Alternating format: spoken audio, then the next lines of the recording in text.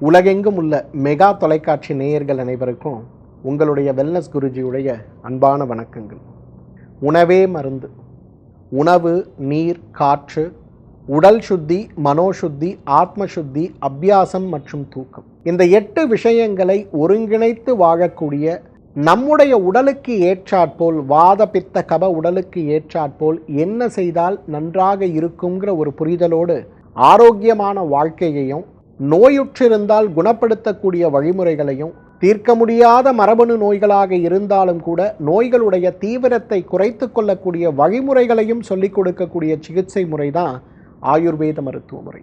அந்த வகையில் கணையத்தை பலப்படுத்தக்கூடிய உணவுகளை பற்றியும் கணையத்தை பலப்படுத்தக்கூடிய பழ வகைகளை பற்றியும் பார்த்தோம். இன்றைக்கு கணையத்தை பலப்படுத்தக்கூடிய சிறந்த சுலபமான நம்முடைய வீட்டு தோட்டத்தில் இருக்கக்கூடிய மூலிகைகள் என்ன அப்படிங்கிறதை பற்றி தான் பார்க்க போகிறோம்.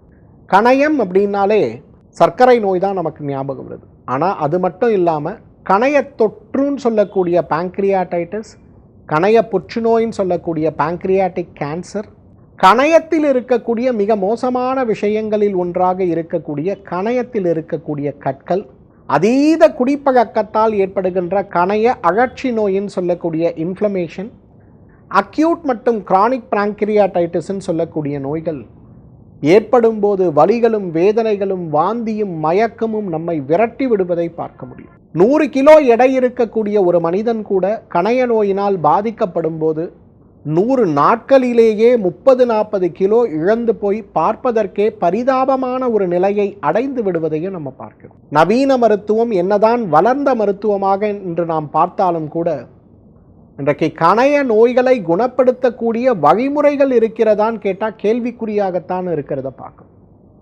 நோய் வந்த பிறகு நோயோடு போராடக்கூடிய வழிமுறைகளை பின்பற்றுவதை விட நோயற்ற வாழ்க்கைக்கு நாம் உண்ண வேண்டிய உணவுகளை அறிந்து கொள்ள வேண்டும் அப்படிங்கிறதுக்காக தான் இந்த நிகழ்ச்சியில் உணவை பற்றி மிக அதிகமாக நான் தொடர்ந்து பேசிக்கொண்டிருக்கிறேன். அந்த வகையில் இன்றைக்கு கணைய ஆரோக்கியத்தை மேம்படுத்தக்கூடிய மூலிகைகள் என்னங்கிறத பற்றி தான் உங்களோடு நான் பகிர்ந்து கொள்ள போகிறேன். முதலாவது மூலிகை எதுனா நொச்சி. பொதுவாக இந்த நொச்சியை வலிகளை குறைக்கவும், வேதனைகளை குறைக்கவும், உடலில் இருக்கக்கூடிய சில வகையான தோல் நோய்களை குறைக்கவும், இரத்த குழாய் நோய்களை குறைக்கவும் மருந்தாக நம்ம பயன்படுத்துகிறோம். உட்புற மருந்தாகவும் வெளிப்புற மருந்தாகவும் பயன்படுத்தினாலும் கூட கணைய ஆரோக்கியத்திற்கு நொச்சியை விட சிறந்த மருந்து இருக்கான்றது ஒரு கேள்விக்குறி. ஆயுர்வேதத்தில் ஒரு 300-400 வருடங்களுக்கு முன்பு எழுதப்பட்ட புத்தகங்களோட குறிப்புகள்லாம் பார்க்கும்போது, குறிப்பாக கேரளாவில் இருக்கக்கூடிய சஹஸ்ரயோகம்னு சொல்லக்கூடிய ஒரு புத்தகத்தையும் வைத்திய சிந்தாமணின்னு சொல்லக்கூடிய புத்தகத்தையும் நம்ம பார்க்கும்போது கணைய நோய்களுக்கு நொச்சியை ஒற்றை மூலிகையாகவே எவ்வாறு பயன்படுத்த வேண்டும்ங்கிற குறிப்புகள் நம்மை திகைப்படைய செய்கிறத பார்க்குறோம். ஒரே மூலிகை தான். தமிழ் மருத்துவத்தில் அந்த மூலிகையுடைய குணங்கள் வேறாகவும், அதே போல் வட இந்திய மருத்துவத்தில் அந்த மூலிகை மருந்துடைய குணம் வேறாகவும், அதே மருத்துவத்தில் யுனானி வரும்போதும் ஹோமியோபதி வரும்போதும் அந்த மருத்துவ குணங்கள் வேறு வேறாக பயன்படுத்தியிருக்கிறத பார்க்கும்போது ஆச்சரியத்தை உருவாக்குறத பார்க்கணும். அந்த வகையில் நொச்சி இன்றைக்கு கணைய ஆரோக்கியத்திற்கான மிகச்சிறந்த ஒரு உணவுன்னு சொல்லலாம். யாரெல்லாம் கணைய நோயினால் பாதிக்கப்பட்டிருக்கீங்களோ தினசரி 2 நொச்சி இலையை எடுத்து சிறு சிறு துகளாத நறுக்கி ஒரு 300 மில்லி தண்ணீரில் போட்டு கொதிக்க வைத்து ஒரு 100 மில்லியாக குறைத்து ஒரு மூலிகை தேநீராக அந்த நொச்சியுடைய அந்த தேநீரை நீங்கள் சாப்பிட ஆரம்பித்தாலே உங்களுடைய ஆரோக்கியம் மிகப்பெரிய அளவில் மேம்பட்டு விடுவதை நாம் பார்க்க முடியும். சுக்குக்கு மிஞ்சிய மருந்தே இல்லைன்னு சொல்லக்கூடிய அளவுக்கு இன்றைக்கு உச்சி முதல் பாதம் வரை ஏற்படக்கூடிய மிகப்பெரிய நோய்களை குணப்படுத்தக்கூடிய சக்தி சுக்குக்கு இருக்கிறத நம்ம பார்க்கிறோம். சுக்கை உணவாக சாப்பிடுகின்ற ஒரு கலாச்சாரமற்ற ஒரு சமூகமாகவே நம்ம மாறிட்டோம். இன்றைக்கு பெரும்பாலும் இஞ்சியை கூட நேரடியான இஞ்சியாக பயன்படுத்தாமல் இஞ்சி பேஸ்டாக வாங்கி பயன்படுத்துகின்ற ஒரு நிலை கூட நம்ம சமூகத்தில் இருக்கிறத பார்க்கும். அப்போ இஞ்சியை போலவே சுக்கும் ஒரு சிறந்த மருந்து. குறிப்பாக நடு இரவில் ஏற்படக்கூடிய வயிறு வலி, செரிமானமின்மை, ஜீரணமின்மை. நாம் ஒரு கணைய நோயாளியாக இருக்கிறோம், ஆனால் கணைய நோய் இருப்பதே நமக்கு தெரிவது கிடையாது. அப்போ நேராக நம்ம போகிறோம், ஒரு இரவு விருந்தில் சைவம் அசைவம் பிரியாணி சார்ந்த உணவுகளை சாப்பிட்றோம். திடீர்னு பார்த்தா ராத்திரி 2 மணிக்கு பொடுக்க முடியாத அளவுக்கு வலி ஏற்படுது, கடுமையான வாந்தி பேதி ஆகுது. மருத்துவமனைக்கு போகிறோம், பார்க்குறாங்க கணையம் வீங்கி போயிருக்கிறது, கணைய நோய் ஏற்பட்டிருக்குன்னு சொல்கிறத பார்க்குறோம். அப்போ இந்த மாதிரி நேரங்களில் கூட ஒரு துளி சுக்கை, ஒரு துளி தேன் நெய்யில் கலந்து நம்ம சாப்பிடும்போது அந்த வலிகள் வேதனைகள் குறையக்கூடிய, உடனடி ஒரு அவசர நிலையில் இருக்கக்கூடிய உடலை மேம்படுத்தக்கூடிய ஒரு சக்தி இந்த சுக்குக்கு கிடைப்பதை நம்ம பார்க்கிறோம். வேப்பிலையை விட சிறந்த ஒரு மருந்து கணைய ஆரோக்கியத்திற்கு இருக்குமாங்கிற ஒரு கேள்விக்குறிதான். இன்றைக்கு நம்முடைய இயற்கை மருத்துவம் சார்ந்த சிகிச்சையில், குறிப்பாக யோக மருத்துவம் சார்ந்த சிகிச்சையில், யோக பயிற்சியை ஆன்மீகத்திற்காகவும் ஆரோக்கியத்திற்காகவும் தினசரி முயற்சியில் வைத்திருக்கக்கூடிய நிறைய ஆசிரியர்களையும் குருமார்களையும் நான் பார்க்கும்போது பேசும்போது அவர்களுடைய காலை உணவாகவே என்ன இருக்குது அப்படின்னு பார்த்தீங்கன்னா, வேப்பிலையும் மஞ்சளும் மிளகும் கலந்த அந்த ஒரு உருண்டையை தினசரி ஒரு கொட்டைப்பாக்களவு சாப்பிடுகின்ற பழக்கத்தை வைத்திருக்கிறத பார்க்கணும்.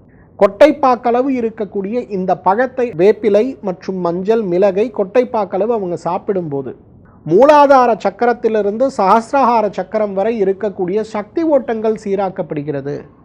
மணிப்பூரக சக்கரத்தில் இருக்கக்கூடிய சக்தி ஓட்டங்கள் சீராக்கப்படுறதுனால நோயற்று வலியற்று காலை முதல் மாலை வரை ஆழ்ந்த தியானத்தில் இருந்தாலும் உடல் ஆரோக்கியமாக இருப்பதற்கு உதவி செய்கிறதுன்னு சொல்றதை பார்க்குறோம்.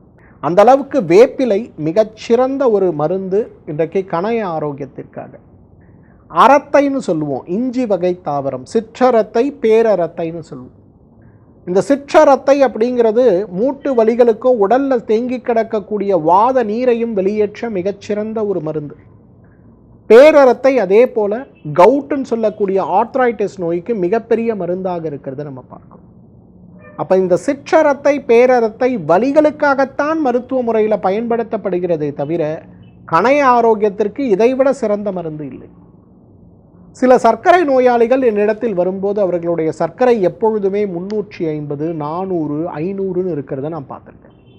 அப்போ 350, 400, 500 சர்க்கரை இன்சுலின் இட்டு என்னென்னமோ செஞ்சாகிட்டது குறையவில்லை அப்படின்னு வரும்போது அவர்களுடைய கணைய ஆரோக்கியத்துக்கு வாதம் சார்ந்த ஒரு கணைய நோயாக இருக்கான்னு நம்ம பரிசோதனை செய்து பார்த்து வாதத்தை குறைக்கக்கூடிய இந்த அரத்தையை அவர்களுக்கு ஒரு மருந்தாக கொடுக்கும் போது அப்படியே மாயம் செய்தது போல ஒரு மாதத்தில் அந்த சர்க்கரை நோய் கட்டுப்பாட்டுக்கு வந்து விடுவதை பார்க்க முடியும்.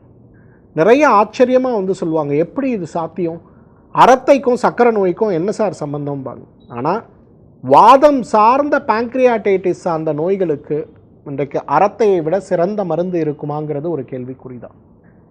உணவில் கடுகை சேர்ப்பது எதனால் யாருக்காவது தெரியுமா? சுவைக்காக, மணத்துக்காகன்னு சொல்கிறோம். ஆனால் கடுகை விட சிறப்பாக கணைய உறுப்புகளை பலப்படுத்தக்கூடிய ஒரு மருந்து இருக்கானா கேள்விக்குறிதான்.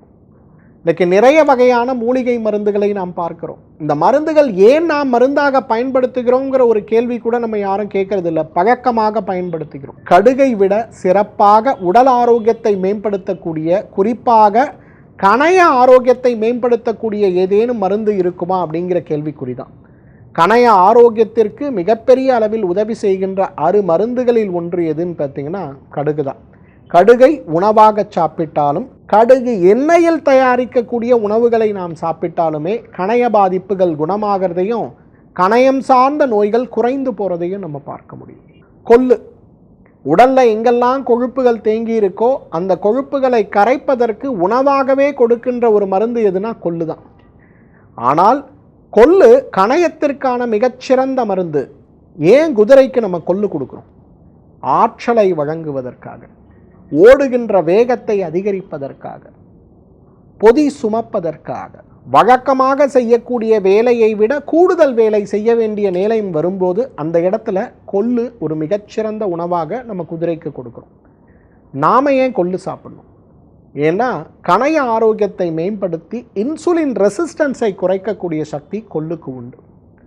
கொள்ளை ஒரு உணவாக நாம் சாப்பிடுவது தாராளமாக சாப்பிடலாம். ஆனால் அதே கொள்ளை மருந்தாகவும் சாப்பிடலாம். யாரெல்லாம் கணைய நோயினால் பாதிக்கப்பட்டிருக்கீங்களோ 1 டேபிள் ஸ்பூன் கொள்ளு எடுத்து வெந்நீரில் கலந்து காலை உணவுக்கு பிறகு அல்லது மதிய உணவுக்கு பிறகு 1 மாத காலம் சாப்பிடுங்க. பிறகு போய் உங்கள் கணையத்தை ஒரு டெஸ்ட் பண்ணி பாருங்கள். கணையத்தில் உருவ ரீதியாகவே மாற்றம் இருக்கிறத நம்ம பார்க்க முடியும். நெல்லிக்காய் ஒரு மிகச்சிறந்த மருந்து, நம்ம எல்லாருக்கும் தெரியும். சக்கரை நோய்க்கு நெல்லிக்காய் மிகச்சிறந்த மருந்து, அதுவும் நம்ம எல்லாருக்கும் தெரியும். ஆனால் எப்படி அது வேலை செய்யுதுன்னா, இன்சுலின் ரெசிஸ்டன்ஸை குறைப்பதால். கணையம் இன்னைக்கு ஒரு நாளைக்கு 10 மில்லி அமிலத்தை சுரக்குது. ஆனால் அந்த 10 மில்லி அமிலத்தை உடல் எடுத்துக்கொள்ளாத நிலை இருக்கக்கூடிய இன்சுலின் ரெசிஸ்டன்ஸ் சார்ந்த இடங்களில் நெல்லிக்காய் மட்டுமே சர்க்கரையை கட்டுப்படுத்தக்கூடிய அருமருந்தாக இருக்கிறத பார்க்கணும். நெல்லிக்காய் கணைய ஆரோக்கியத்திற்கான மிகச்சிறந்த அருமருந்துன்னு சொல்லலாம். கருவேப்பிலை, ஏன் கருவேப்பிலை உணவில் சேர்க்குறோம், ஏன் குறைவாக சேர்க்குறோம்? கடுகு போலவே கருவேப்பிலையும் இந்த கணைய ஆரோக்கியத்திற்கான மிகச்சிறந்த மருந்து. இதை முழுமையாக நாம் பயன்படுத்தும் போது நம்முடைய ஆரோக்கியம் மேம்படுவது மட்டுமல்ல, நம்முடைய கணைய ஆரோக்கியம் மேம்படுவதை பார்க்க முடியும்.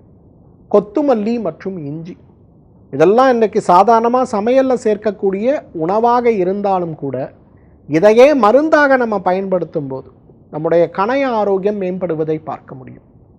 கணையத்தில் ஏற்படுகின்ற அமிலச்சுரப்பு சார்ந்த நோயாக சர்க்கரை நோய் பார்க்கப்பட்டாலும் கணைய வீக்கம், கணைய புற்றுநோய், கணையத்தில் ஏற்படுகின்ற கற்கள், பேங்க்ரியாட்டிக் ஸ்டோன்ஸ்ன்னு சொல்லக்கூடிய கற்கள்லாம் இன்றைக்கு மிகப்பெரிய அளவில் தினசரி வாழ்க்கையில் உணவில் ஏற்படுகின்ற சிறு தவறு கூட நம்மை பாதித்து விடுவதை பார்க்கிறோம்.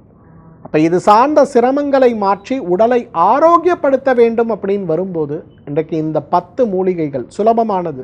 நொச்சி, சுக்கு, வேப்பிலை, அரத்தை, கடுகு, கொள்ளு, நெல்லி, கருவேப்பிலை, கொத்துமல்லி மற்றும் இஞ்சி, இதில் சிலது உணவாக இருந்தாலும் கூட அதை மருந்தாக பயன்படுத்தும் போது கணைய ஆரோக்கியம் மேம்படுவதை பார்க்க முடியும். உணவாக மருந்து. இன்றைக்கு உணவை கொண்டே ஆரோக்கியமான வாழ்க்கை வாழலாம் அப்படின்னு நம்ம சொல்கிறதுக்கு இதைவிட சிறப்பு என்ன தேவை? உடலுடைய ஆரோக்கியம், உடலுடைய அமைப்பு, உடலில் ஏற்படுகின்ற நோய்த்தன்மை, காலநிலைகளில் ஏற்படுகின்ற மாற்றங்கள்னு நிறைய காரணிகள் இருந்தாலும் கூட உணவே மருந்துங்கிற அடிப்படையில் உணவை மருந்தாக பயன்படுத்துகின்ற, மருந்தையே உணவாக சாப்பிடுகின்ற ஒரு வழக்கத்தை நம்ம வைத்து கொண்டாலே நம்மாலும் ஆயுள் முழுவதும் ஆரோக்கியமாக வாழ்ந்திட முடியும். மீண்டும் மற்றொரு நிகழ்ச்சியில் உங்களை சந்திக்கிறேன். அதுவரை உங்களிடமிருந்து விடைபெறுவது உங்களுடைய வெல்னஸ் குருஜி. நன்றி, வணக்கம்.